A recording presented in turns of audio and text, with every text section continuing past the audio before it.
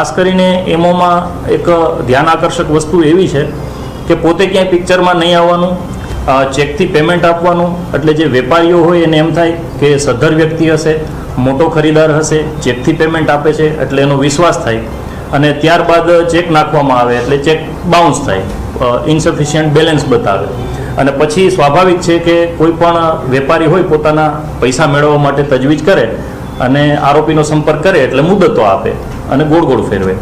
તો હાલમાં અમારા ધ્યાને કુલ આવા 4 ભોગ બનનાર આવેલા છે અને ટોટલ જે બાકીના જે 4 છે એની સાથે 9 લાખથી વધારેની રકમની છેતરપિંડી આને જ કરેલી છે. અને કોઈ પાસે કરિયાણું લીધેલું છે, કોઈ પાસે ડ્રાયફ્રૂટ લીધેલું છે, એમાં બધામાં સેમ છે. પપ્પા મરી ગયા છે, એને પાછળ તીતી કરવાની છે અને બધું વેચવાનું છે, બરોબર. એટલે આટલું છે, પછી એ કરિયાણું લખાઈ દઈએ છે, પછી આપણે એને કહીએ પૈસાનું મન કે પૈસા તમને હું નગે જ આપું છું અત્યારે આ શેક.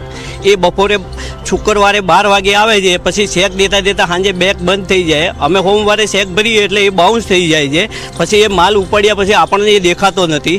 એ હંમેશા આવે ત્યારે કોઈ બી દુકાને એકવાર શેરો બતાવે છે, પછી એ શેરો પાછો બતાવતો નથી, બરોબર. જ્યારે આમને જોડે આપણે પૈસાની માંગણી કરીએ છીએ એફડી બાઇક દ્વારા ચેક મોકલે છે, બરોબર. ક્યારેક સાનકેડાથી મોકલે, ક્યારેક મોટેરાથી મોકલે, ક્યારેક ન્યૂ ઇન્ડિયાથી કોઈ, એનું કોઈ ઠકાણું હોતું નથી.